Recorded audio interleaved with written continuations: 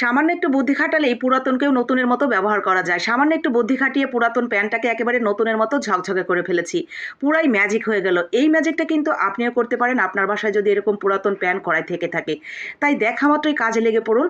আপনার বাসায় পুরাতন কালো কুচকুচে নষ্ট হয়ে যাওয়া প্যান্ট বা কড়াইকে নতুনের মতো ঝকঝকা করে তুলতে।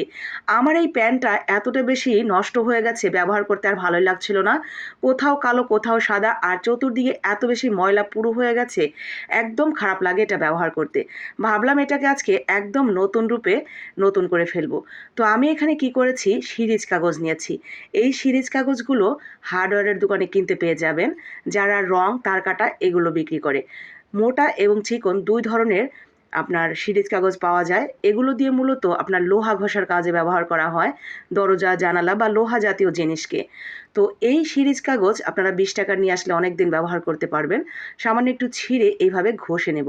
তো প্রথমেই যদি আমরা এইভাবে প্যানের উপরে ঘষতে যাই, এটা কিন্তু খুব সহজে উঠতে চাইবে না।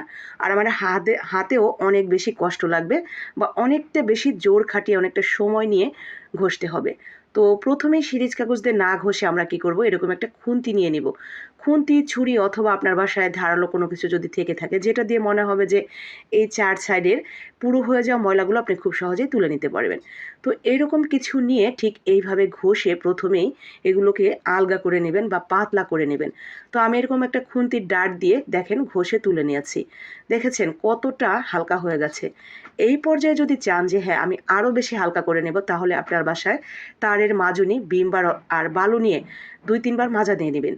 তারপরে একটু শুকনো করে নিয়ে সিরিজ কাগজ দিয়ে 2-3 বার ঘষা দিলেই দেখবেন সমান হয়ে গেছে, আর একেবারে পুরাই ম্যাজিকের মতো ঠিক এইরকম সাদা হয়ে গেছে।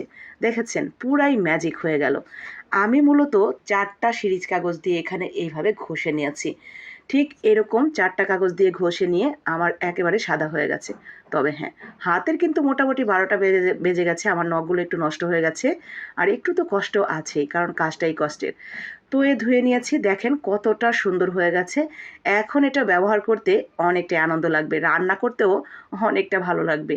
তো উপরের দিকটা আমি ভালোভাবেই ঘষে নিয়েছি, পেছনের দিকটা আজকে আর মাজিনি, কারণ উপরের দিকটা মাজতে মাজতে আমার অবস্থা কাহিল। নিচের দিকটা আরেকদিন মেজে নেব।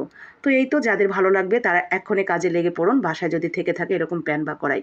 ভালো লাগলে লাইক কমেন্ট শেয়ার করে দিবেন বাকি আপু ভাইদের দেখার জন্য।